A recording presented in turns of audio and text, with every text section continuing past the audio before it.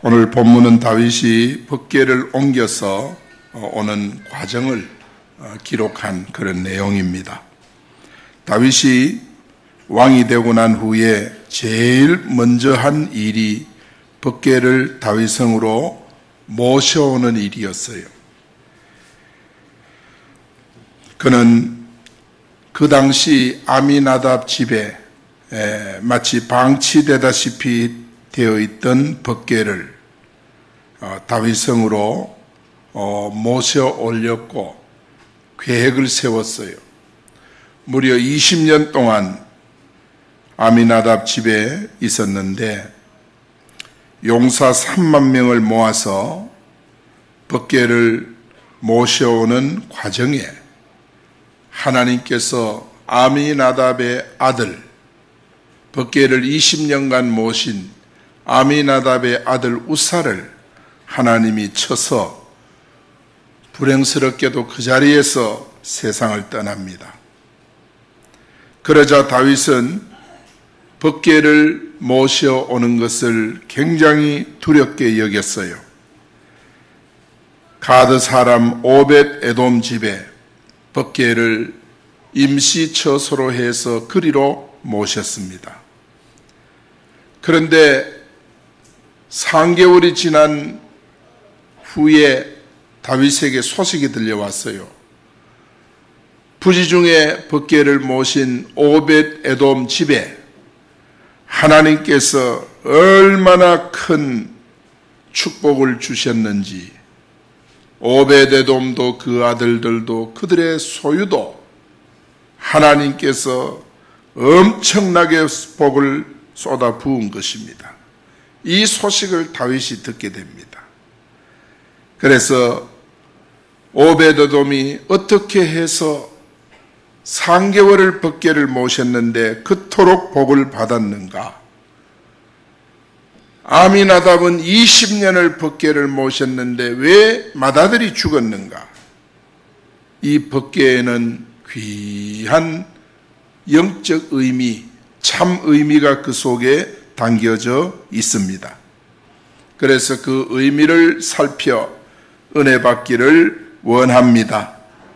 법궤의 참 의미 첫 번째는 법궤의 복음적인 의미입니다.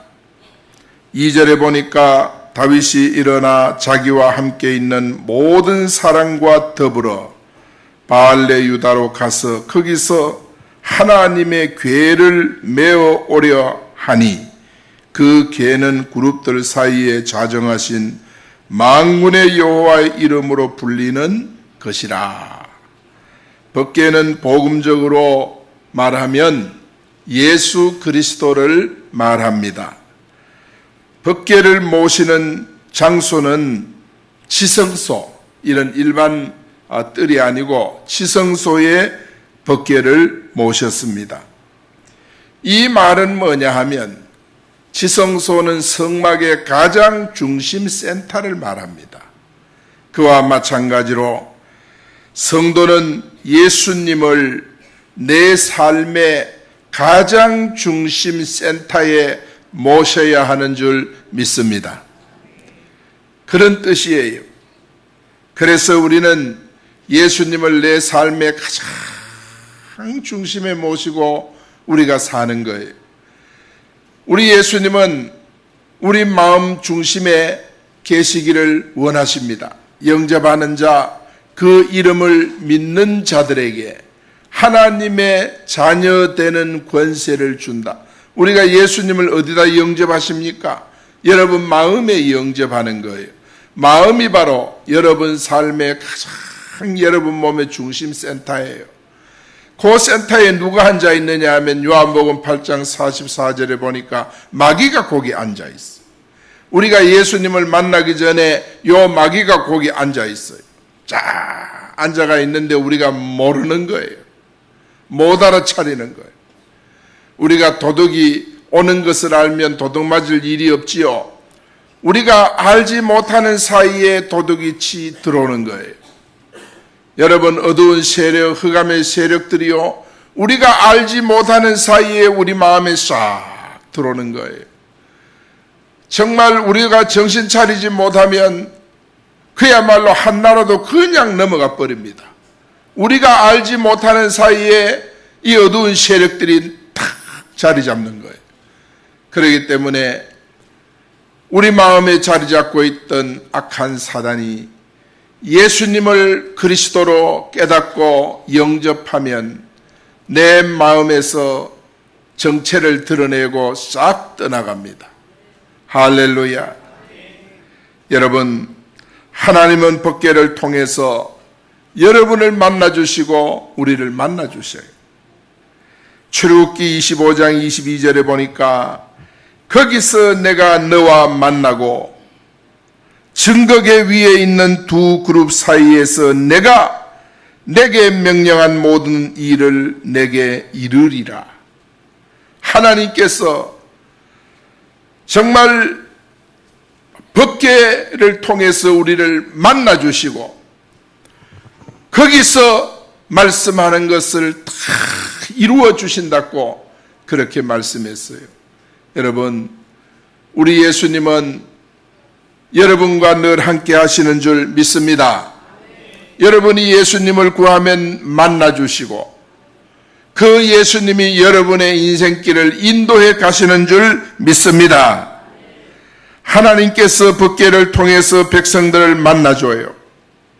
법궤에서 말씀하시고 법궤와 연결되어 있는 시은소에서 죄사함의 은혜를 우리에게 부어주시는 줄 믿습니다. 그래서 시은소라고 하는 것은 너무너무 귀한 거예요. 여러분, 오늘도 여러분 이 시은소에서 죄사함의 은혜, 하나님의 사죄의 은총이 여러분에게 넘치기를 바랍니다. 그렇습니다. 우리는 예수님을 통해 하나님을 만나고 예수님을 통해 말씀을 듣고 예수님을 통해서 시은소의 복, 죄사함의 복을 얻게 되는 줄 믿습니다. 그래서 예수님께서 통치하지 않고는 누구든지 하나님 만날 수가 없어요. 예수님을 통하지 않고는 누구든지 구원을 얻을 수가 없어요. 우리는 내 마음의 지성소에, 내 마음 가장 중심 센터에 예수님을 모시고 사는 여러분 되기를 바랍니다. 예수님은 내 마음에, 내 가정 지성소에 모셔야 돼요. 여러분 가정의 센터에 무엇이 있습니까? 예? 여러분 가정 중심에, 사업장 중심에 뭐가 있습니까? 예수 그리스도가 계셔야 합니다. 주님이 계셔야 돼요. 여러분, 법궤를 빼앗긴 인생은 누구든 헛된 인생을 사는 겁니다. 사무엘상 4장 19절에서 22절에 보니까 비느하스의 아내가 하나님의 궤 빼앗긴 소식을 듣고 갑자기 아파서 몸을 굽으려 해산하고 하나님의 궤가 빼앗겼다 그랬어. 그 궤를 빼앗겼으므로 영광이 이스라엘에서 떠났다고, 영광이 떠났다는 것이 바로 이가봇이란 뜻이에요. 이 말씀의 내용이 뭐냐 하면 블레셋과 전쟁이 일어났는데 엘리의 두 아들 홈리와 비느하스가 법궤를 메고 전쟁터에 나아갔다가 법궤를 빼앗기고 두 아들이 전사를 합니다. 집에서 전쟁 소식을 기다리고 있던 아버지 엘리 제사장은 소식을 듣고 의자에서 떨어져서 목이 부러져 죽고, 며느리는 갑자기 그 소식을 듣고 충격을 받아 배가 아파가지고 해산을 하는데 난산을 합니다. 난산을 해서 아기를 낳고 세상을 떠나면서 입에서 나오는 말이 이가봇, 하나님의 영광이 우리 가정에서 떠났다, 그 말이에요. 예수님을 중심에 모시지 못하고 법궤를 중심에 모시지 못하고 형식적으로 살았던 그 삶의 결과가 이 가정에 너무도 비참하게 나타났습니다. 내 삶에 예수 그리스도가 없다면 우리는 가짜, 우리는 껍데기, 우리는 바리새인처럼 외식주의자가 되고 마는 것입니다. 다윗성에 법궤가 없다는 것은 텅텅 빈 인생의 허무한 마음을 상징하는 것입니다. 여러분 마음속에 주인이 그리스도가 아니라면 여러분의 마음은 지옥입니다. 악하고 어둡고 흑암한 세력이 여러분의 마음을 사로잡아서 마음을 지옥 만드는 거예요. 마음을 어둡게 만들고 불행하게 만드는 것입니다. 우리도 예수님을 마음 중심에 모시고 예수님 중심의 삶을 살아가야 할 줄로 믿습니다. 그래서 이 법궤는 아무 것으로도 만드는 게 아니에요. 법궤를 만드는 재료는 두 가지밖에 없어요. 첫째는 조각목, 두 번째는 금입니다. 조각목은 아가시아와 비슷한 사막 지역에서 아주 생명력이 강한 나무인데 시띠나무라고 해요. 이것은 바로 사막에서 생존 능력이 강해서 살아남은 나무니까 가시가 여기저기 나 있고 나무 모양도 제대로 된 제목으로 쓸 모양은 하나도 없어요. 제 멋대로 자라 있고 그런 조각목입니다. 그것은 바로 예수님의 인간의 몸을 입고 오신 모습을 상징하는 거예요. 사람이 볼 땐 예수 그리스도는 볼품이 없어요. 연한 순 같아요. 사람이 볼 때는 그야말로 풍채도 없어요.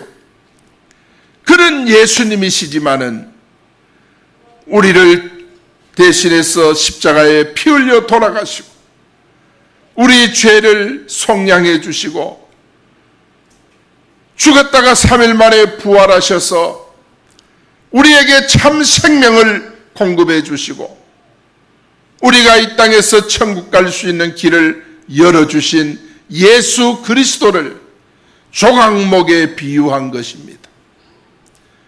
나무로도 아무런 제목감으로도 쓸 수 없는 조각목이지만은 이 조각목을 다듬어서 법궤를 담는 궤를 만드는 거예요.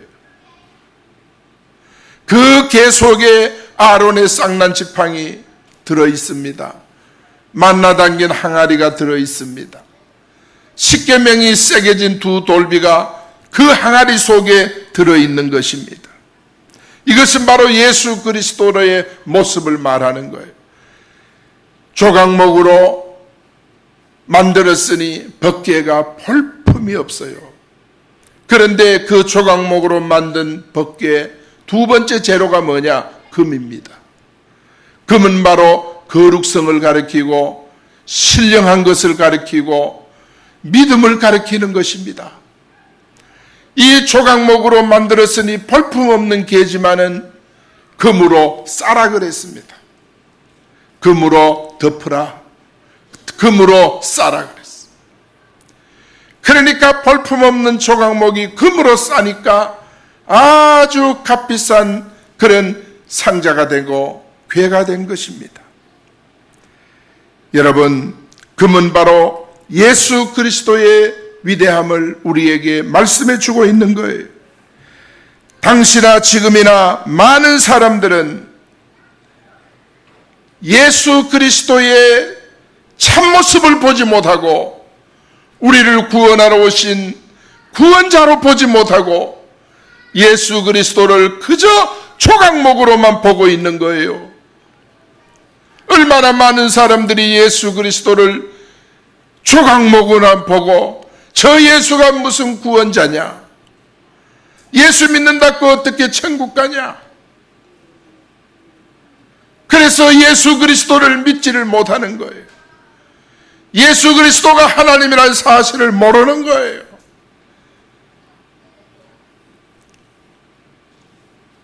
예수님께서 제자들에게 사람들이 나를 누구라 하더냐 물었더니 사람들이 예수님을 엘리야라 합니다. 예레미야라 합니다. 세례 요한이라고 합디다. 선지자 중에 하나라고 합디다. 예수님에 대해서 전부 오해를 하고 있는 거예요. 그래서 예수님이 그러면 너희는 나를 누구라 하느냐? 주는 그리스도시요 살아계신 하나님의 아들이십니다. 그 이야기를 들으시고 예수님이 너무 기쁘고 감격했어. 바요나 시모나 베드로야 네가 복이 있다. 이를 네게 알게 하니는 혈육이 아니요 하늘에 계신 아버지께서 너에게 가르쳐 주셨구나. 내가 이 반석 위에 내 교회를 세우겠다. 음부의 권세, 사탄의 권세, 지옥의 권세가 너를 이기지 못할 것이다. 내가 네게 천국 열쇠를 주노니 하늘에서 매면 땅에서 매면 하늘에서 매이고 땅에서 풀면 하늘에서 풀린다. 기도하면 하늘문이 열려서 응답 주신다는 천국 열쇠를 베드로에게 주신다 그랬어. 예수 그리스도를 영접하고 하나님의 자녀되고 예수가 그리스도요 살아계신 하나님의 아들이라고 고백하는 모든 이 땅의 성도들에게는 반석되는 교회 축복이 임한 줄 믿습니다. 전도 축복입니다. 전도는 복입니다. 전도는 귀찮은 것이 아니고 전도는 축복입니다. 이게 교회되는 반석입니다. 천국 열쇠를 준다. 기도 응답입니다. 예수 그리스도 영접하고 예수 그리스도 고백하는 자가 기도하면 하늘문이 열리는 줄 믿습니다. 하늘문이 열립니다. 여러분, 예수 그리스도를 구주로 고백하는 자는 음부의 권세 사단, 음부가 바로 지옥 권세입니다.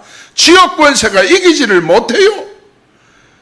여러분을 당할 인생이 없습니다. 할렐루야. 그렇습니다, 여러분.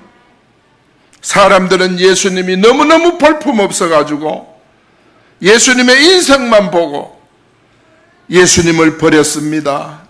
예수님을 싫어했습니다. 예수님을 못 박아 버렸습니다. 왜 그렇습니까? 너무 볼품없는 조각목이니까. 예수님을 발로 차고 침도 뱉고 막대기도 때리고 예수님을 아무렇게나 다루었습니다. 죽은 개처럼 예수님을 다루었습니다. 그들이 예수님이 하나님이심을 몰랐기 때문입니다. 예수님이 유일한 구원자라는 사실을 몰랐기 때문입니다. 오늘날도 마찬가지입니다. 예수님이 유일한 구원자라는 사실을 모르는 사람들은 예수님을 죽은 개같이 취급해버립니다. 그런 예수님을 우리는 우리 마음 지성소에 모시고 예수님 중심의 삶을 우리가 살아가야 할 줄 믿습니다. 사랑하는 여러분, 예수님은 여러분 마음 가장 중심센터에 모시기를 원합니다. 두 번째는 법궤로 인한 저주입니다. 7절에 보니까 여호와 하나님이 우사가 잘못함으로 말미암아 진노하사 그를 그곳에서 치시니 그가 거기 여호와 궤 곁에 죽으니라. 어떤 사람은 예수님을 믿고 자자손손 복을 받는 사람이 있는 반면에 어떻게 법궤를 20년간이나 모신 가정에서 우사가 하나님 앞에 그 자리에서 세상을 떠나는 저주를 받았을까요?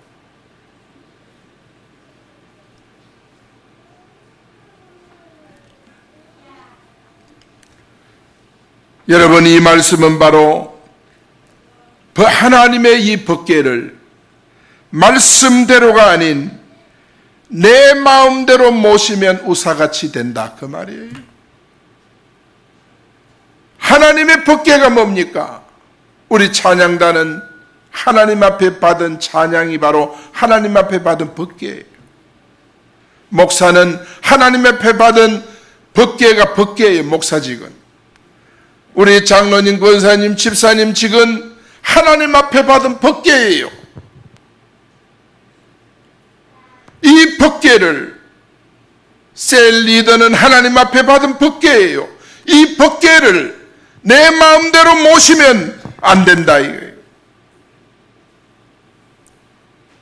말씀대로 모셔야 된다 그 말이에요. 여러분, 법궤를 모시는 방법이 있어요. 민수기 4장 15절에 보니까 법궤는 어깨에 매야 돼요. 민수기 4장 15절에 보니까 진영을 떠날 때에 아론과 그의 아들들이 성소와 성소의 모든 기구 덮는 것을 덮는 일을 마치거든 고핫 자손들이 와서 맬 것이니라. 아무나 매는 거 아니에요. 법궤를 매는 것도 고핫이라 고핫 자손들이 하나님 앞에 법궤 매는 직분을 받았어요. 법궤 매는 직분을 받았어요. 그리고 해막 물건 중에 이것들은 고핫 자손이 맬 것이라 성막에 관한 모든 물건들은 운반할 때 직분을 받은 자가 매야 돼요. 여러분, 하나님의 교회는 끌고 가는 것이 아니라 메고 가는 것입니다. 목사도 교회를 매야 되고, 장로님도 권사님도 집사님도 매야 되고, 셀 리더는 셀을 어깨에 매야 되는 것입니다. 끌고 가는 것이 아닙니다. 어깨에 매는 직책입니다. 교회의 모든 직책은 그래요. 주일학교 교사가 아이들을 어깨에 매야지. 아이들에게 질질 끌려가는 교사, 아이들을 끌고 다니는 교사, 하나님이 원하는 방법이 아닙니다. 어깨에 매야 돼요. 기도로 매야 되고 말씀으로 매야 되고 은혜로 매야 되는 줄 믿습니다. 법궤는 수레에 실는 거 아닙니다. 제사장이 어깨에 매야 되는 것입니다. 다윗은 새 수레를 만들었습니다. 그거 옮기기 위해서 정말 군대를 조직했습니다.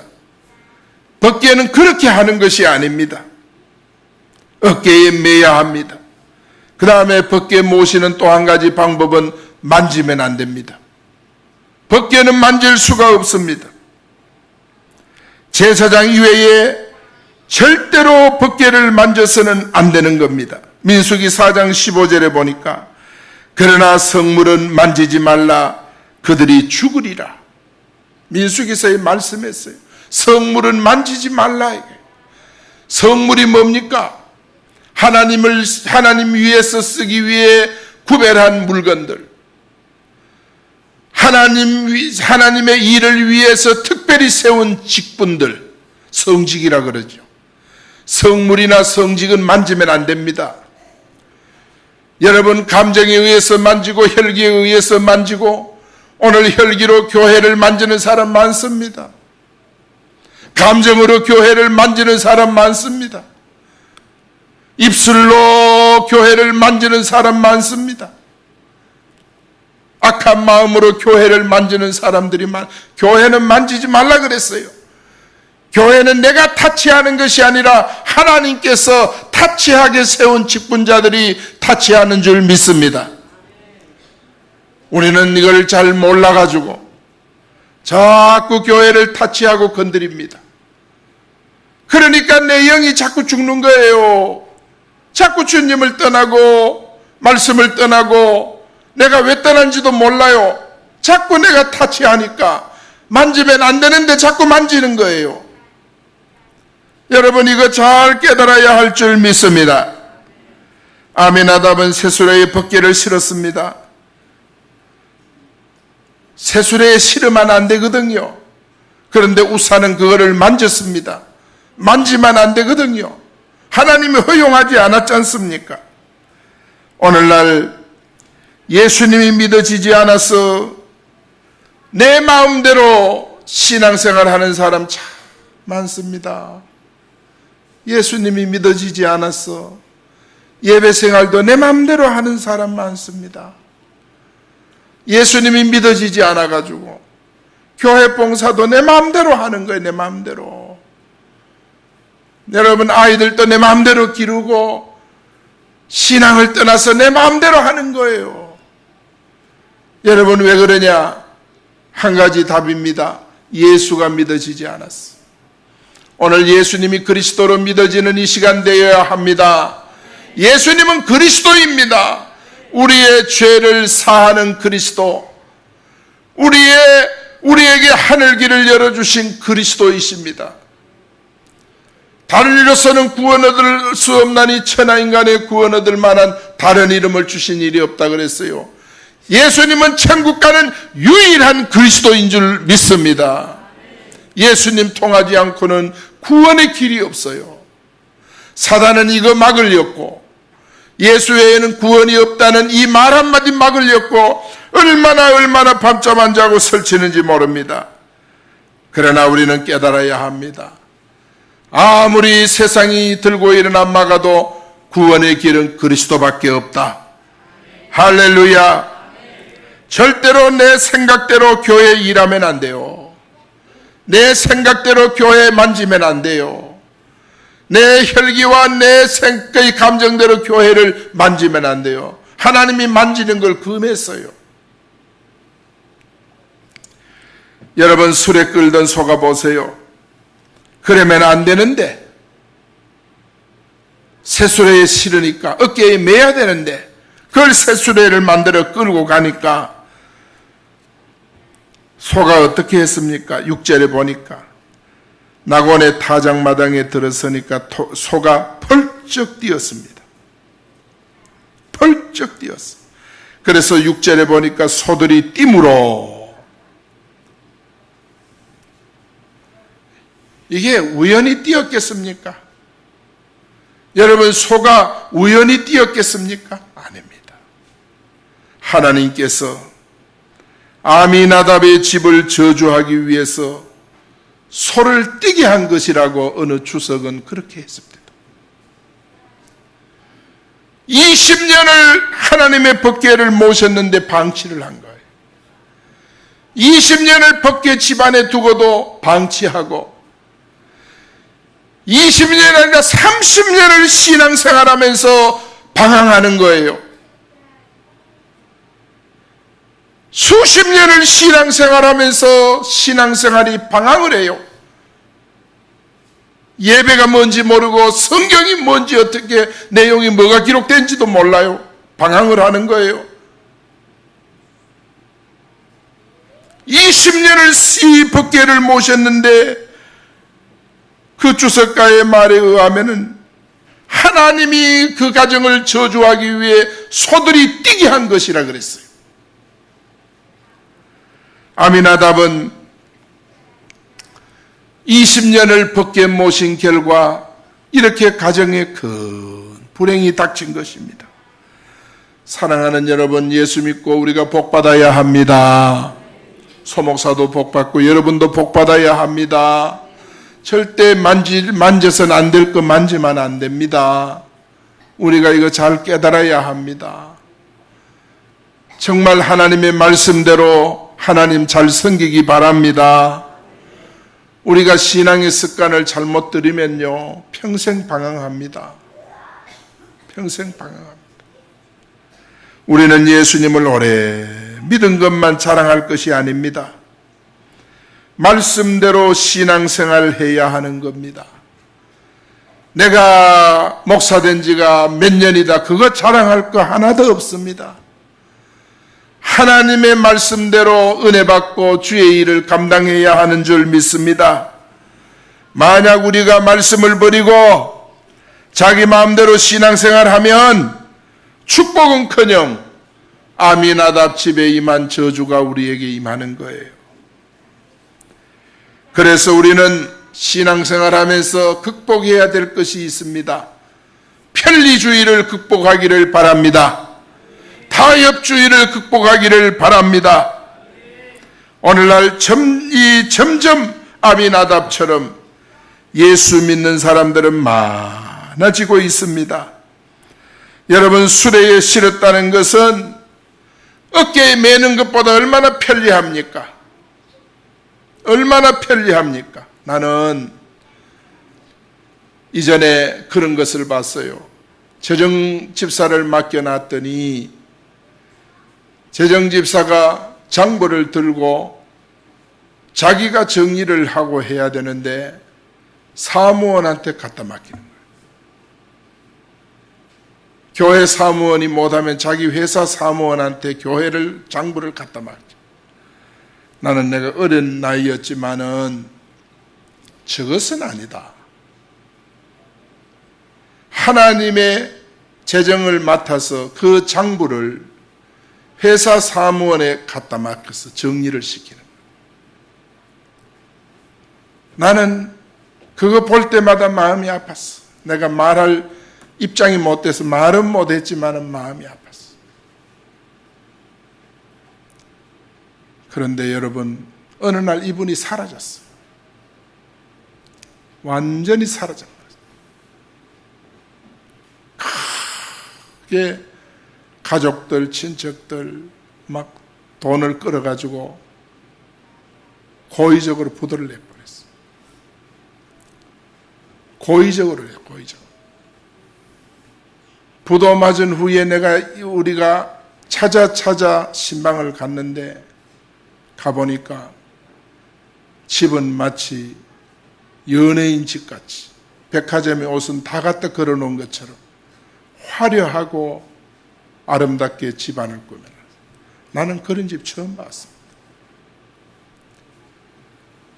사랑하는 여러분, 우리가 하나님 앞에 편리주의는 위험합니다. 절대 편리하게 신앙생활 하지 마세요. 뭐든지 쉽게 하려고 그러지 마세요. 어깨에 교회의 모든 일은 어깨에 맨 고아자손의 직책을 우리가 받은 줄 믿습니다. 수레에 실으면 돈은 들어도 편합니다. 그렇지 않습니까? 오늘날 우리 성도들이 편하게 예수를 믿으려고 하는데 절대 그러면 안 됩니다.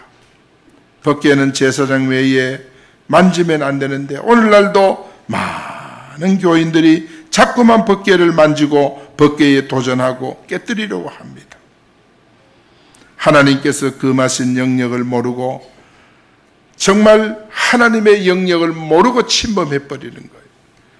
이것은 말씀을 버리고 내 마음대로 신앙생활하는 아비나답과 같은 모습입니다. 법궤를 말씀대로가 아니고 자기 마음대로 모시면 우리는 하나님 앞에 축복을 받지 못해요. 자, 오늘 중요한 이야기가 뒤에 있는데 내가 시간이 벌써 이렇게 됐군요. 세 번째 간단하게 말씀드립니다. 법궤로 인한 축복입니다. 11절에 보니까 여호와의 궤가 가드 사람 오벳에돔의 집에 석 달 있었는데 하나님께서 여호와께서 오벳에돔과 그 온 집에 뭐를 주시니라? 복을 주시니라. 따라합니다. 예수님 잘 모시면 복을 받는다. 여러분, 오벳에돔은요 생각지도 않게 법궤를 자기 집에 모시게 됐어요. 그런데 법궤는 거룩한 처소 성전에 모셔야 할 법궤인데 이 오벳에돔 집에 모시게 된 거예요. 히브리서 13장 1절 2절에 보니까 형제 사랑하기를 계속하고 손님 대접하기를 잊지 말라. 이로써 부지 중에 천사를 대접한 이들이 있었느니라. 오벳에돔은 부지 중에 하나님의 법궤를 자기 집에 모시게 된 거예요. 그러니까 오벳에돔이요 얼마나 감사한 마음으로 모셨어요. 여러분, 오벳에돔 같이 부지 중에 교회에 정말 집사님이 되고 교사가 되고 부지 중에 찬양을 하고 하나님 앞에 감사함으로 감당할 수 있기를 축원합니다. 사무엘하 6장 12절에 보니까 여호와께서 하나님의 궤로 말미암아 오벳에돔의 집과 그 모든 소유에 복을 주셨다 한지라. 따라합니다. 하나님의 궤로 말미암아. 야, 아미나답 집은 하나님의 궤로 말미암아 가정에 불행이 왔는데 오벳에돔은 석 달을 모셨는데 하나님의 궤로 말미암아 복이 임했다 그랬어요. 여러분, 예수 믿고 축복받기 바랍니다. 예수 믿음으로 말미암아 성도가 예수님을 최선을 다해 모시면 불과 석 달을 믿었어도 복을 받는 거예요. 우리는 오베데돔처럼 예수 믿어야 합니다. 할렐루야. 역대상 15장 24절에 보니까 제사장 엘르아살은 하나님의 궤 앞에서 나팔을 부는 자요, 오베데돔과 여히야는 궤 앞에서 문을 지키는 자이더라. 오베데돔이 성전 문 지키는 자였습니다. 그래서 오베데돔은 성전 문지기가 되고 아들들은 성전에서 봉사하는 직무를 받게 되고, 그리고 법궤를 한번 잘 모셨는데 아버지도 아들도 다 복을 받고 성전에서 봉사하는 직을 얻은 거예요. 여러분, 정말 여러분 예수님 잘 모셔서 정말 진천교회라고 하는 이 성전에서 여러분 당대와 후대가 복받기를 예수 이름으로 축복합니다. 할렐루야. 우리도 법궤를 잘 모시면 하나님 앞에 상권을 얻어요. 상권, 영권, 인권, 물권을 얻어요. 이런 축복을 우리가 다 받아 누리기 바랍니다. 우리 한 번 더 확인하기 위해서 결론을 우리가 한번 읽고 마칩시다. 결론 주보를 한번 보세요. 결론 같이 읽습니다. 시작. 성도가 복음이 확실하면 불과 석 달을 믿었어도 복을 받는다. 우리는 오베데도처럼 예수님을 믿어야 한다. 그는 성전의 문지기가 되고 아들들은 성전에서 봉사하는 직무를 감당했다. 법궤 한번 잘 모셔서 영육의 복을 받은 것이다. 우리도 예수님 잘 믿어 영권, 인권, 물권의 복을 받길 바란다. 이것이 법궤의 참 의미이다. 할렐루야. 아미나답은 교훈 삼고, 그리고 오벳에돔은 본받아서 여러분과 당대에 큰 은혜 있기를 예수 이름으로 축원합니다. 기도하겠습니다. 하나님 감사합니다.